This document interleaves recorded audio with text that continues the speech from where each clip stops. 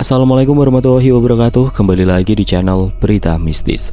Untuk kisah kali ini ada sebuah cerita dari tulisannya Pandu Amarta, sebuah kisah lanjutan dari warisan leluhur. Dan untuk kisah kali ini berjudul Santet Sukmo. Sebelum kita lanjut ke ceritanya, tekan dulu tombol like video ini dan jangan lupa tekan juga tombol subscribe channel ini. Nyalakan juga lonceng notifikasinya agar tidak ketinggalan cerita-cerita lainnya dari channel ini. Dan buat teman-teman juga bisa mampir ke channel YouTube-nya penulis yang nanti linknya akan saya sertakan di kolom deskripsi. Dan seperti apa untuk kisah kali ini? Langsung saja kita masuk ke ceritanya.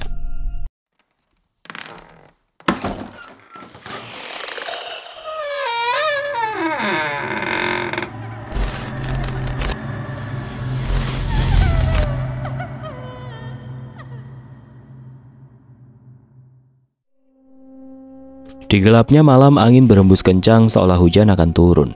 Suara daun bergesekan karena tertiup angin. Sepasang suami istri yang sudah berumur sedang duduk di depan rumah, seolah tahu apa yang akan terjadi. "Ti, ayo masuk, di luar dingin loh," ucap suaminya.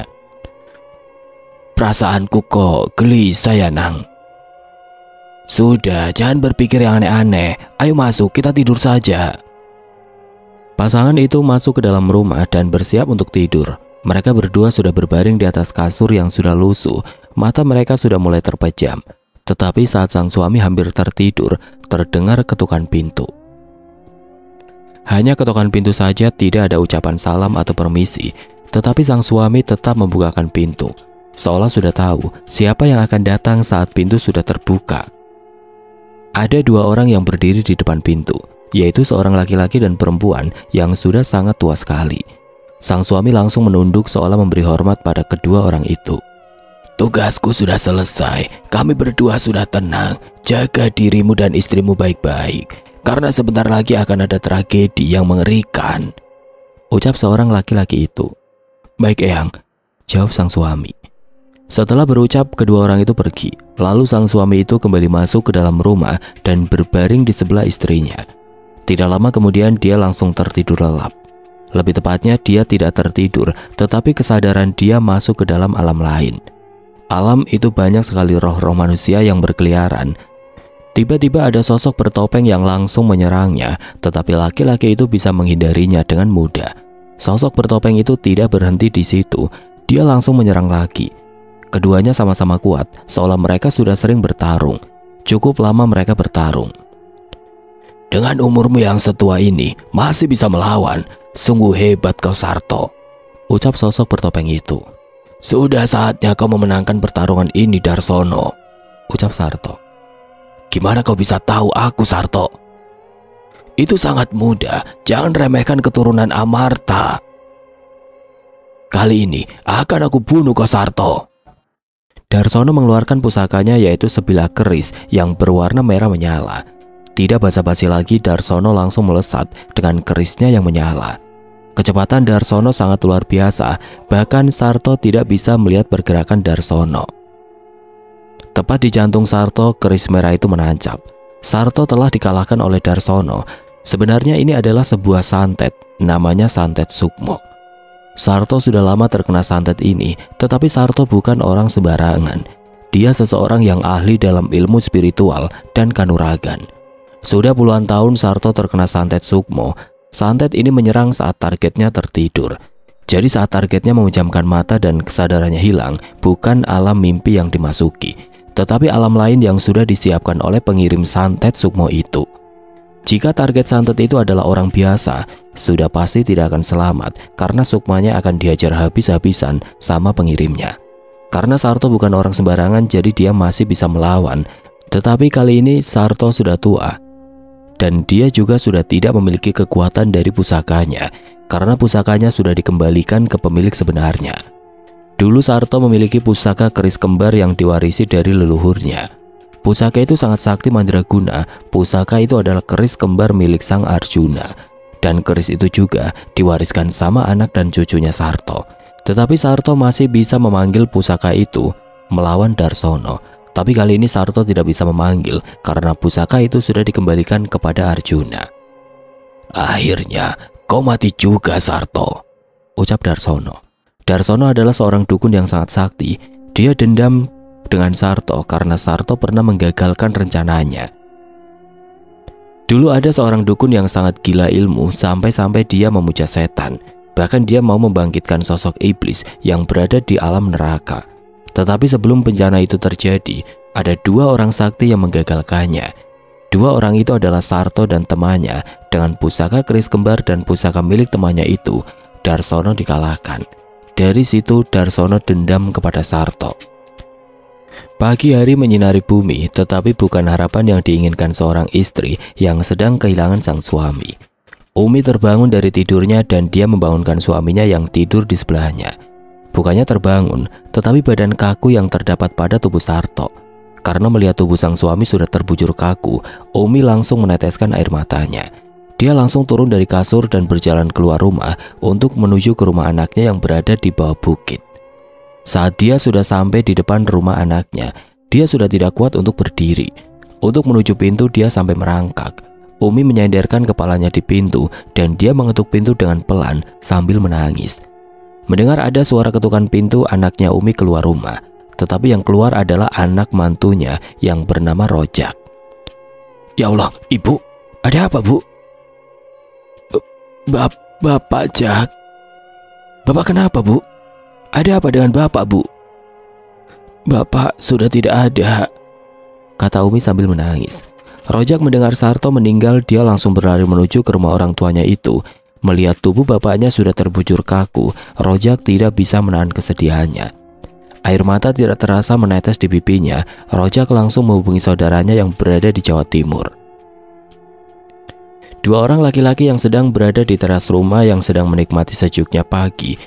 Ditemani dengan kopi yang masih panas dan sebatang rokok yang dikempit dengan jarinya, kedua orang itu adalah aku dan bapakku.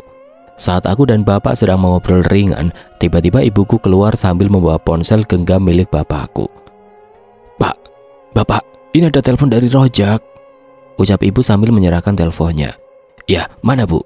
ucap bapak sambil menerima teleponnya.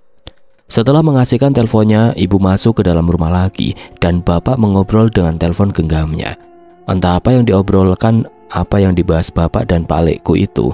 Yang pasti aku melihat raut wajah bapak seolah menandakan ada sesuatu yang terjadi. Tiba-tiba bapak terjatuh duduk dan dia meneteskan air matanya. Dengan refleks aku langsung menghampiri bapak dan mengambil teleponnya dan menanyakan ada apa sebenarnya sama Pak Lek Rojak. "Halo Pak Lek, ini Rama, ada apa sebenarnya Pak Lek?"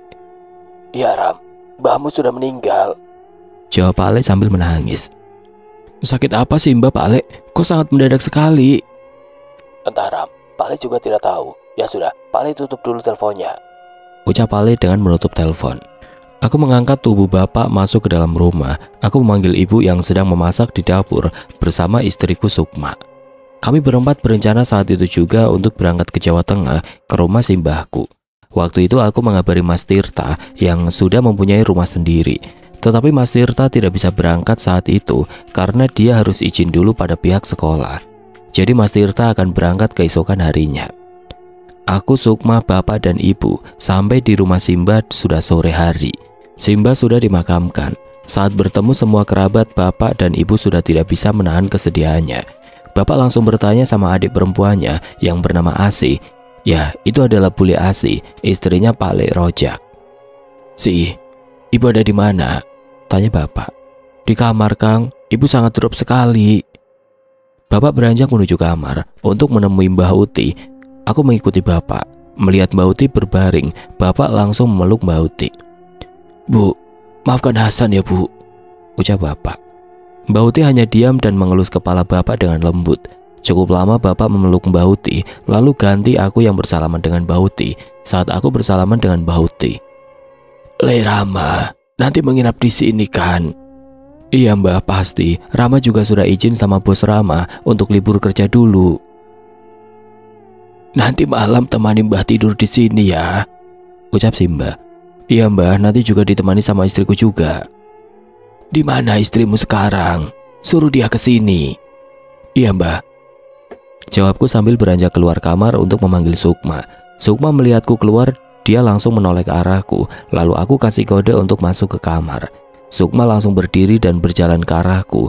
Saat Sukma memasuki kamar, Sukma merasakan ada yang aneh di dalam kamar. Tetapi dia tidak langsung mengatakan kepadaku. Sukma menyalami Mbah Uti dan duduk di sebelahnya. "Duh, nanti tolong temani si Mbah ya," kata Mbah Uti. "Iya Mbah, nanti Sukma temani." Setelah sholat maghrib, para kerabat dan tetangga terdekat ngumpul untuk melakukan tahlilan. Saat surat Yasin dibacakan, tiba-tiba di belakang rumah terdengar seperti ledakan yang sangat keras. Tetapi anehnya hanya aku dan bapak yang mendengarnya. Orang-orang tidak mendengar apa-apa. Mereka masih terus membacakan bacaan ayat suci. Aku menoleh ke bapak, tetapi bapak menggelengkan kepala, yang artinya tidak mengizinkanku untuk mengecek suara ledakan itu. Saat pengajian sudah selesai dan aku masih beberes. "Rama, sini sebentar Le," panggil bapak. "Iya pak," jawabku sambil meletakkan karpet yang sudah aku lipat, dan aku menghampiri bapak yang berada di depan rumah. Ternyata di luar juga ada Pak Lek Rojak. "Ada apa pak?" "Aku merasa ada yang aneh di rumah ini." "Aneh gimana pak?" Karena setelah aku mengembalikan pusaka milik Arjuna, aku sudah tidak pernah berhubungan lagi dengan hal spiritual. Mungkin sudah 1 tahun lebih setelah peristiwa pengembalian pusaka itu. Bahkan aku juga sudah jarang sekali latihan bersama Mbah Danar. Hari-hariku sudah disibukkan dengan bekerja, tetapi soal ilmu kanuraganku masih melekat pada diriku. "Nanti malam, Bapak mau ngecek ada apa dengan rumah ini." "Iya pak, nanti Rama temani." "Tidak, kamu jaga Mbak Uti saja. Karena Bapak yakin di rumah ini ada yang tidak beres. Biar Pak Lek Rojak saja yang menemani Bapak." Aku tidak bisa membantah perintah Bapak. Setelah semua sudah dibersihkan, Bapak langsung menuju ke pendopo belakang rumah Simba. Aku pun menuju ke kamar Mbak Uti. Ternyata Mbak Uti sudah tertidur, sedangkan Sukma menemani Mbak Uti. Aku duduk di kursi dekat tempat tidur, sedangkan Sukma berbaring di dekat Mbak Uti. Tiba-tiba teleponku berbunyi. Aku lihat ternyata yang menelponku adalah Tio. Lalu aku keluar kamar untuk mengangkat telepon Tio. "Halo, assalamualaikum. Gimana Yok? Ada apa?" "Jangan lupa besok datang ya ke rumahku." "Ada apa ya Yok? Kok mendadak sekali?" "Aku dan Andika mau lamaran Ram," jawab Tio. "Wah, selamat ya Yok. Tapi sebelumnya aku minta maaf. Aku gak bisa datang Yok. Simba meninggal Yok. Ini aku dan keluarga sedang di Jawa Tengah," ucapku minta maaf. "Walah, ya udah Ram, gak apa-apa. Masih ada Dika kok yang menemaniku." Semenjak peristiwa pengembalian pusaka, kami semua sudah jarang sekali berkumpul karena sudah sibuk dengan kegiatan kami sendiri. "Oh ya Yok, Aldi kamu kabari juga nggak?" "Ya pasti aku kabari Ram. Besok dia akan datang juga kok." "Syukurlah kalau dia bisa datang. Sekali lagi aku minta maaf ya Yok, nggak bisa datang." Lagi asik teleponan dengan Tio, tiba-tiba terdengar suara ledakan dari arah depan rumah. Sampai-sampai ibu dan bule asik kaget. "Ada apa toh Ram?" tanya ibu. "Nggak tahu bu, bentar tak cek dulu bu. Ibu dan bule di dalam rumah saja ya, jangan keluar." Aku langsung keluar rumah untuk mengecek asal suara ledakan tadi, dan sampai lupa kalau aku sedang teleponan dengan Tio. Saat aku lihat layar teleponku ternyata sudah dimatikan sama Tio. Di luar rumah tidak ada apa-apa. Aku berkeliling mengitari rumah untuk mencari asal suara ledakan tadi. Tetapi nihil, tidak ada apa-apa. Dan saat aku akan masuk ke rumah lagi, tiba-tiba ada sekelebat bayangan yang ada di atas rumah. Entah itu manusia apa makhluk halus. Aku tidak jadi masuk ke dalam rumah. Aku kerutkan dahiku untuk memejamkan penglihatanku. Saat aku amati makhluk itu seperti manusia, tetapi tingginya sekitar 2 meteran dan wajahnya bertopeng. Tiba-tiba makhluk itu meloncat ke arahku. Dengan gerakan yang tiba-tiba, aku kaget, terpleset dan jatuh ke tanah. Tetapi anehnya makhluk itu tidak jadi jatuh ke arahku. Tiba-tiba dia berada jauh di belakangku. Aku langsung berdiri dan menghampiri makhluk itu. Tetapi makhluk itu saat aku dekati, dia malah semakin jauh. Tatapannya masih mengarah kepadaku. Aku seperti dipermainkan dengan makhluk itu. Berhenti aku mendekatinya, dan aku pejamkan mataku. Bibirku mulai membaca sebuah mantra perlindung jiwa. Kidung rumengso wengi, rahayu sanggung dumadi, miwah kabeh lelawanan, luput saka bilahi. Setelah aku membacakan sebuah mantra, aku mulai tersadar dan ternyata aku masih tetap berdiri di depan rumah. Seolah aku seperti berhalusinasi. Aku langsung mengamati sekeliling mencari makhluk yang ada di atas rumah tadi, tetapi tidak ada sama sekali. Entah kejadian itu memang terjadi atau hanya halusinasiku saja. Aku langsung saja masuk ke dalam rumah. Aku melihat jam dinding sudah menunjukkan pukul 10 malam. Ibu dan bulekku masih mengobrol di depan kamar Mbak Utiku. "Gimana Ram? Suara apa tadi?" tanya Bule Asih. "Tidak ada apa-apa Bule." Aku tidak menceritakan apa yang aku alami di luar rumah tadi. Tetapi aku merasa memang ada yang aneh di rumah ini. Tapi entah apa aku belum menemukan petunjuk. Aku berpikir akan menunggu Bapak dulu. Siapa tahu Bapak menemukan petunjuk apa yang sebenarnya terjadi. Aku teringat kalau aku belum sholat Isya. Aku tidak jadi masuk ke dalam kamar Uti. Aku langsung menuju ke belakang untuk mengambil wudhu. Dan saat aku berjalan, aku melihat kamar yang dulu aku tempati. Aku merasakan ada aura yang berasal dari kamar itu. Lalu aku melakukan sholat di kamar itu. Masih sama seperti dulu, tidak berubah sama sekali. 5 buah wayang kulit yang masih menghiasi dinding kamar itu. Setelah sholat aku melakukan wirid sampai tidak terasa, aku ketiduran di atas sajadah. Setelah selesai pengajian, Bapak dan Pak Leko menuju ke pendopo belakang rumah. Karena Bapak merasa jika rumah Simba ada yang tidak beres. Saat sampai di pendopo sudah banyak makhluk-makhluk halus yang menempati pendopo tersebut. Bapak tidak tergoyahkan sama sekali, tetapi tidak untuk Pak Lek Rojak. Meskipun Pak Lek tidak bisa melihat, dia dari tadi mengelus tengkuknya karena dari tadi Pak Lek sudah merasa merinding. Sebelum Bapak melakukan penyelidikan, Bapak mengusir makhluk-makhluk itu dengan cara membacakan sebuah mantra. "Tapak jin setan, barang lelembut, podo nyingkiro, roh madep saking Allah. La ilaha illallah, bantal sahadat, payung Allah," ucap Bapak dalam hati. Setelah Bapak membacakan mantra itu, makhluk-makhluk itu menghilang dengan sendirinya dan Pak Lek Rojak mulai tenang. Di pendopo itu ada sebuah lemari kecil. Bapak mengambil sesuatu di lemari tersebut. Sebuah buku kecil Bapak pegang lalu Bapak duduk bersila menghadap ke barat. "Jak, kamu tunggu aku sampai aku selesai ya. Jangan jauh-jauh dariku." "Iya Kang, jangan lama-lama ya." Bapak tidak menjawab, hanya anggukan yang diisyaratkan. Bapak membuka buku kecil tersebut dan membacanya. Beberapa kalimat Bapak ucapkan tidak hanya satu kali. Bapak mengucapkannya berulang. Dengan memejamkan matanya. Dengan perlahan roh Bapak keluar dari tubuhnya. Bapak melakukan raga sukma dengan cepat. Roh Bapak melesat terbang ke atas. Roh Bapak mengamati tempat di sekitar rumah Simba. Bapak tidak menemukan apa-apa hingga saat Bapak akan kembali ke tubuhnya. Tiba-tiba ada bola api yang terbang mengarah ke rumah Simba. Dengan cepat Bapak melesat ke bola api tersebut lalu menendangnya. Bola api tersebut meledak dengan sangat keras. Lalu Bapak melihat seseorang yang mengintip dari balik pohon. Karena seseorang tersebut merasa dia sudah ketahuan, dia langsung menghindar dan pergi. Karena Bapak sudah kehilangan jejak orang itu, lalu Bapak kembali ke tubuhnya. Sebelum kembali, Bapak melihat roh Simba yang sedang mengamati rumahnya. "Bapak!" Simba yang mendengar teriakan Bapak langsung menoleh dan menghampiri Bapak.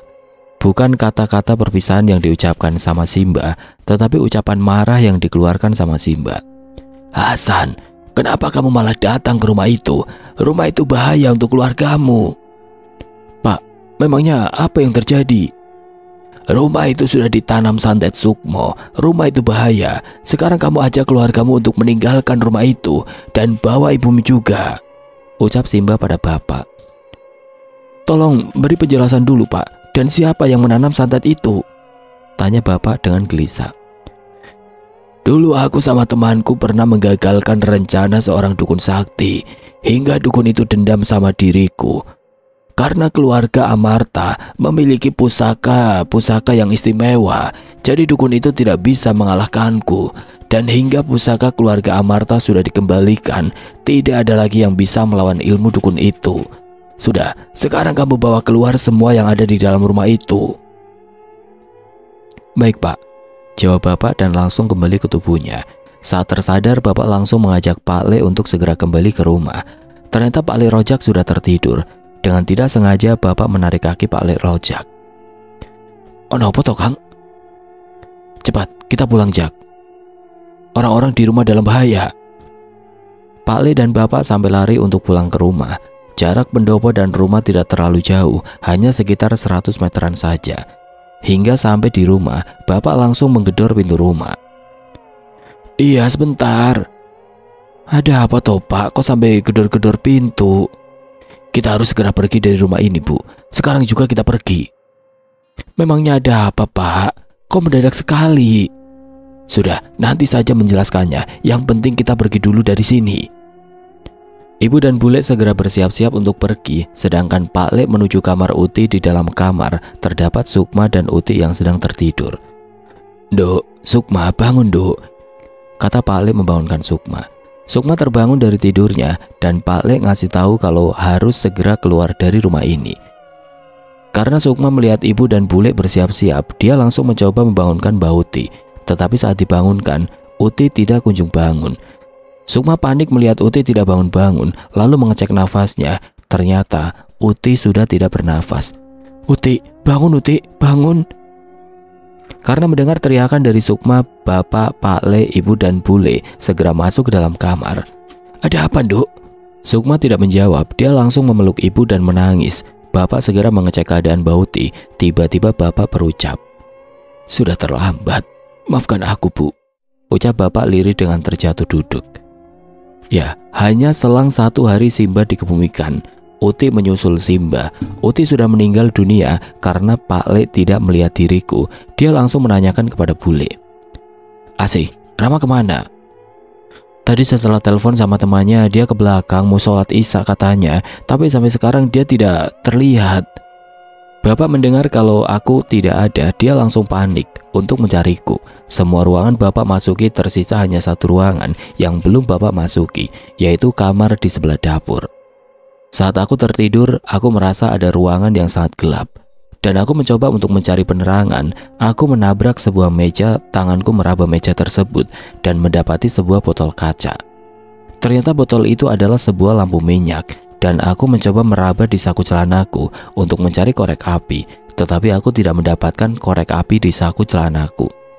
Lalu aku mencoba meraba-raba di meja lagi. Aku menemukan sebuah kotak kecil.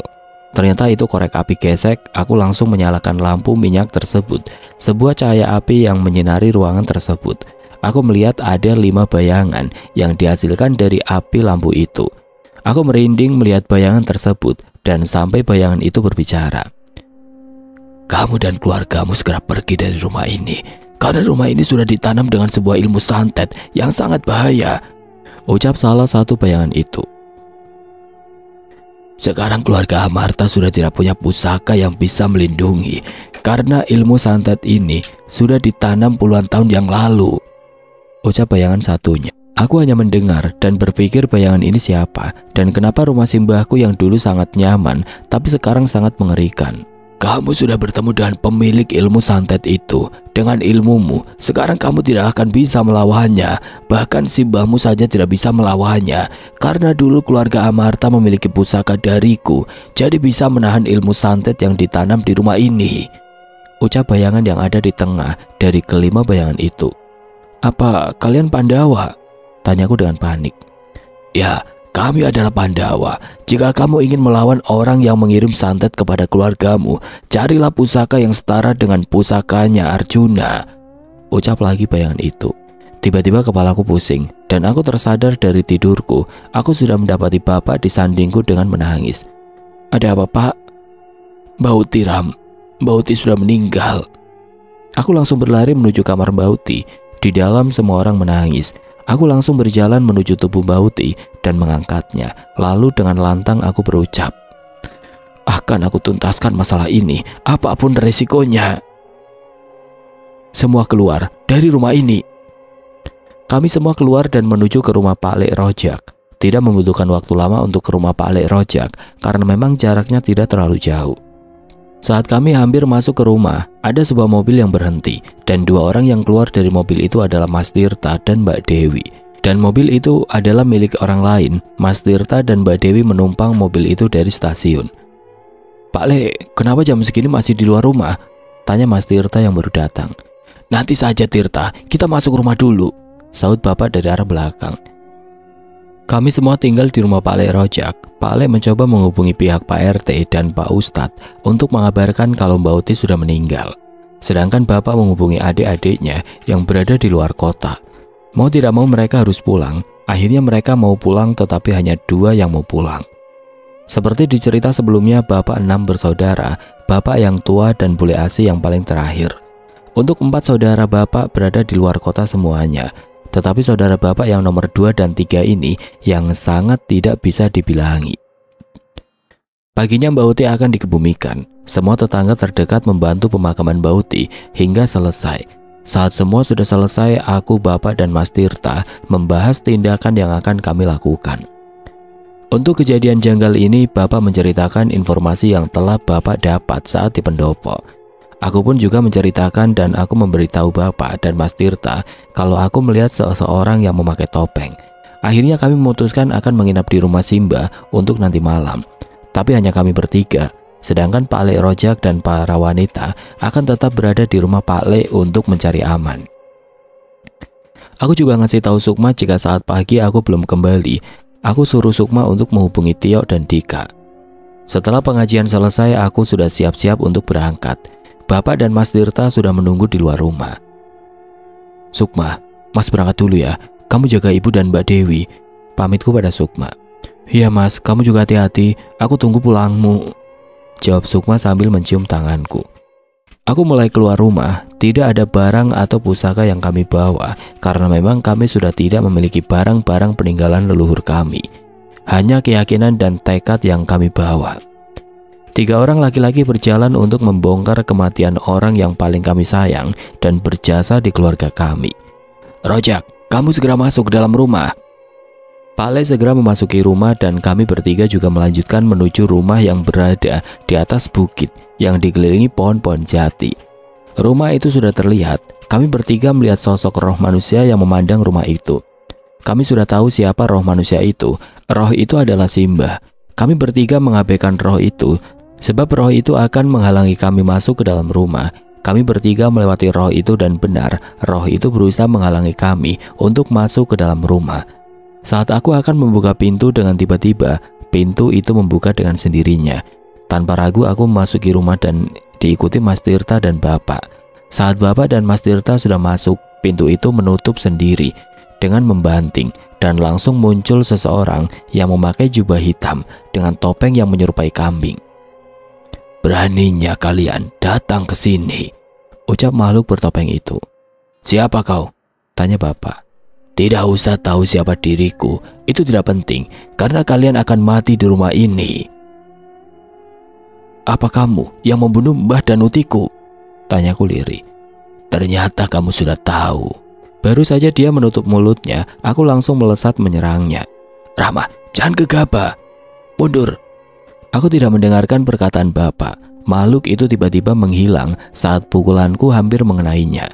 Dan muncul kembali di atas kepalaku. Makhluk itu bisa melayang. Rama, awas! Teriak Mas Tirta. Aku tidak sempat untuk menghindar. Sebuah tendangan mengenai telak di wajahku. Aku tersungkur mundur. Mas Tirta langsung membantuku untuk berdiri.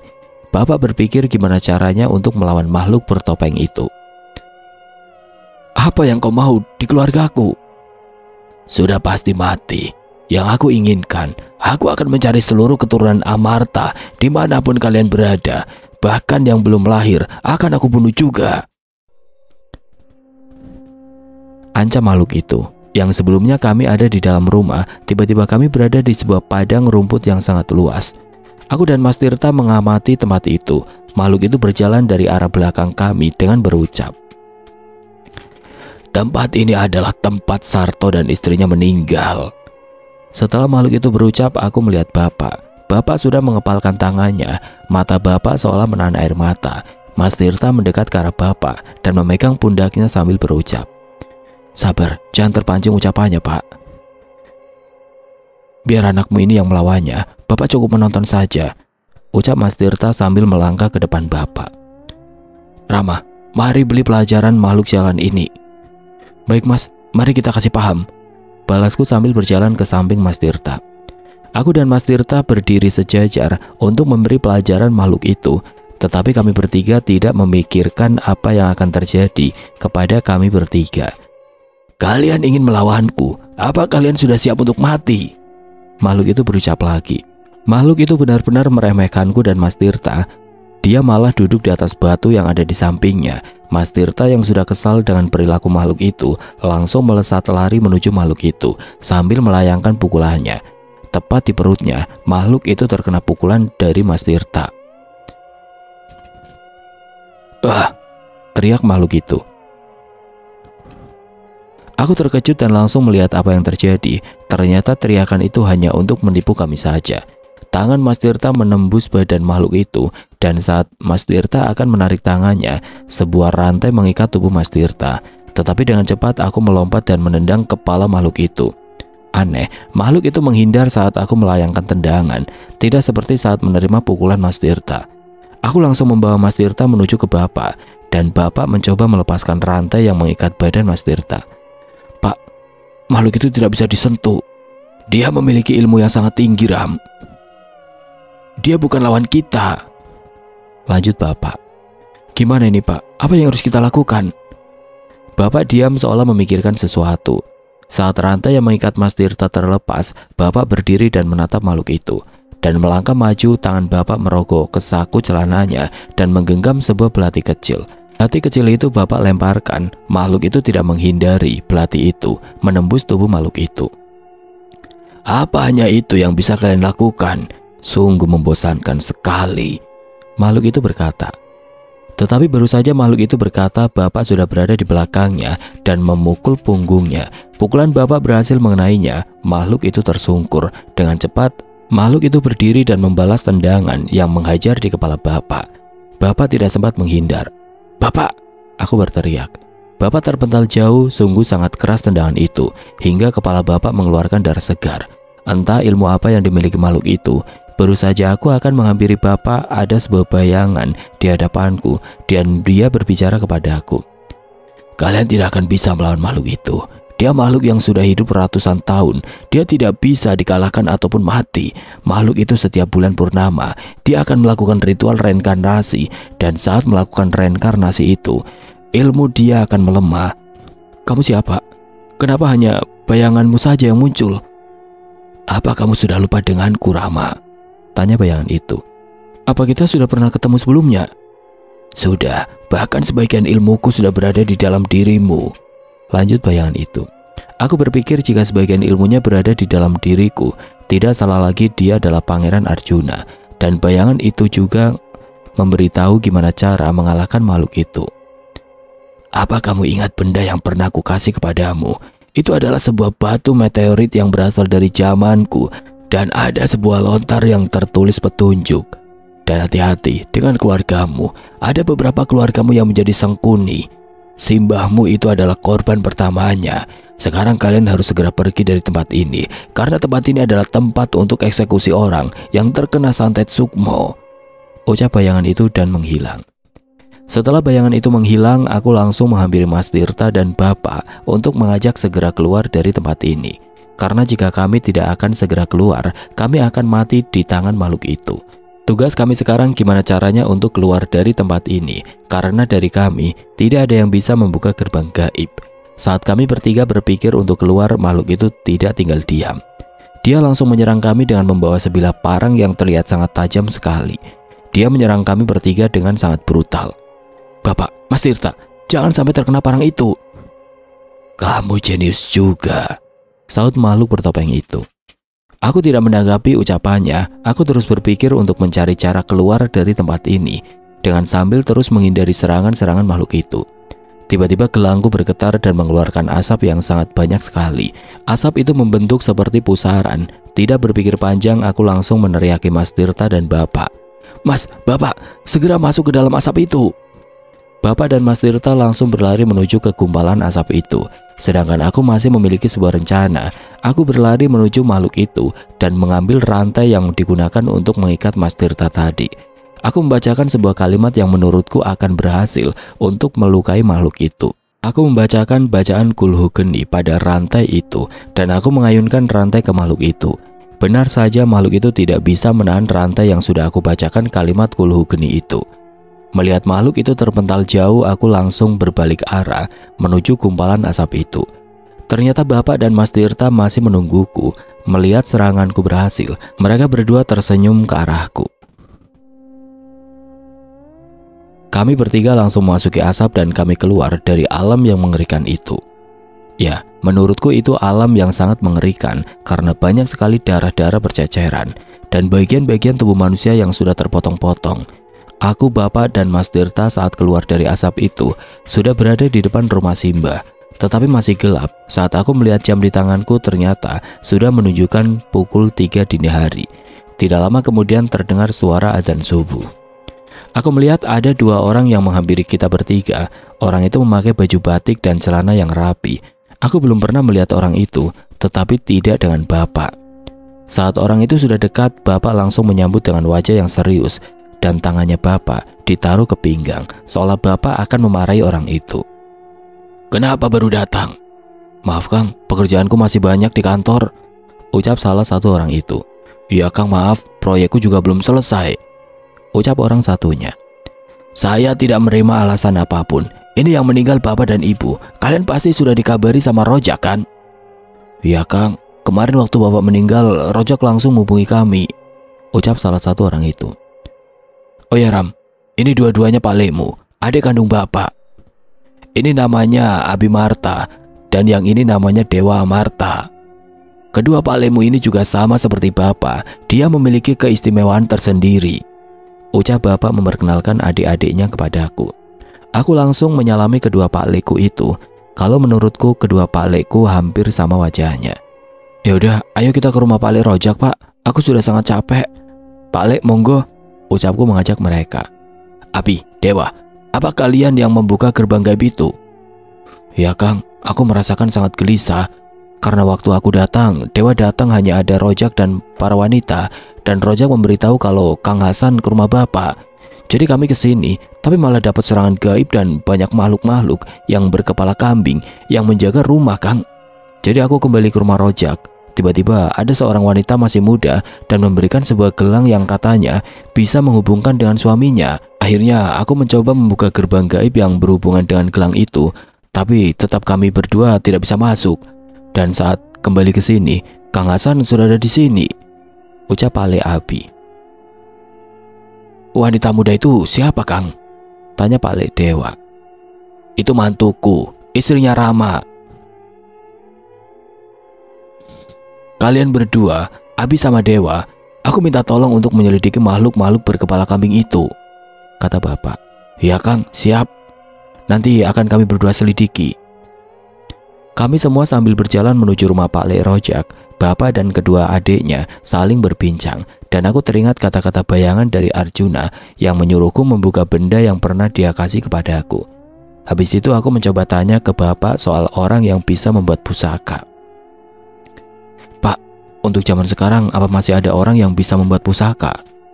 "Sulit Ram, untuk zaman yang sudah milenial ini mencari orang yang bisa membuat pusaka." Aku terdiam dan kami semua sudah sampai di rumah Pak Le Rojak.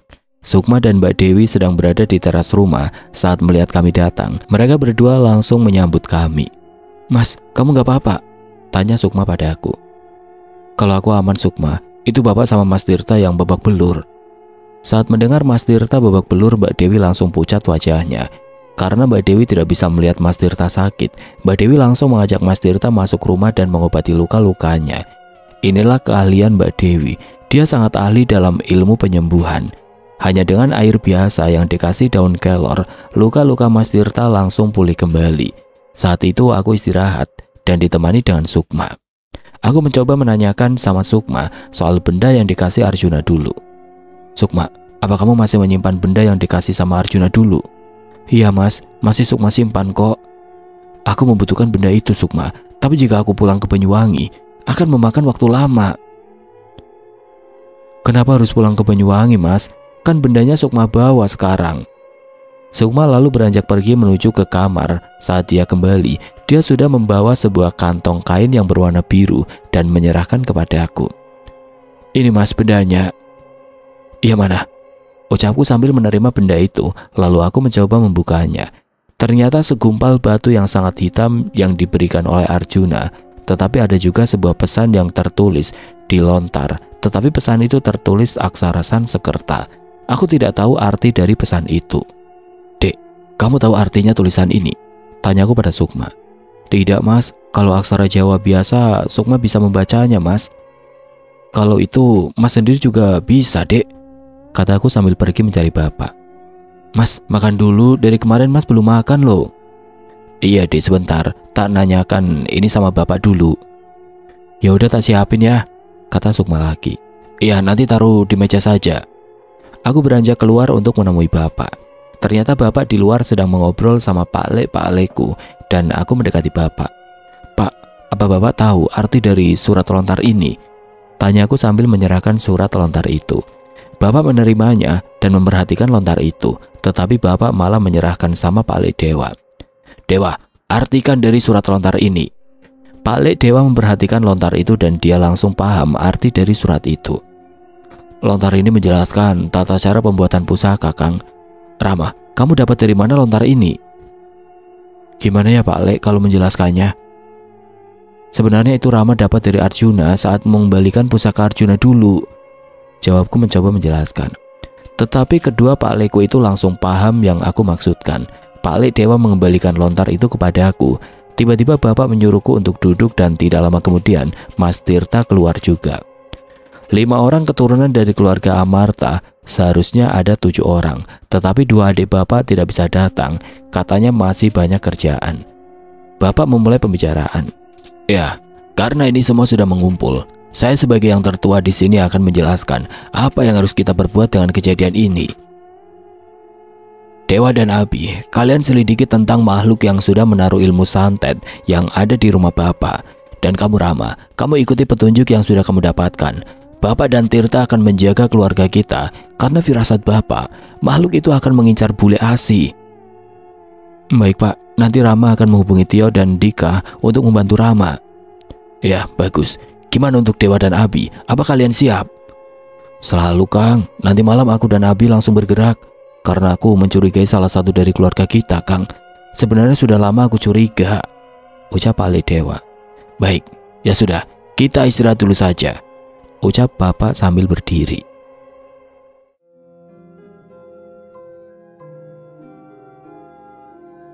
Oke teman-teman, sampai di sini dulu ceritanya. Nantikan kelanjutan kisah ini di video berikutnya. Agar tidak ketinggalan, klik tombol subscribe channel ini dan nyalakan lonceng notifikasinya. Wassalamualaikum warahmatullahi wabarakatuh.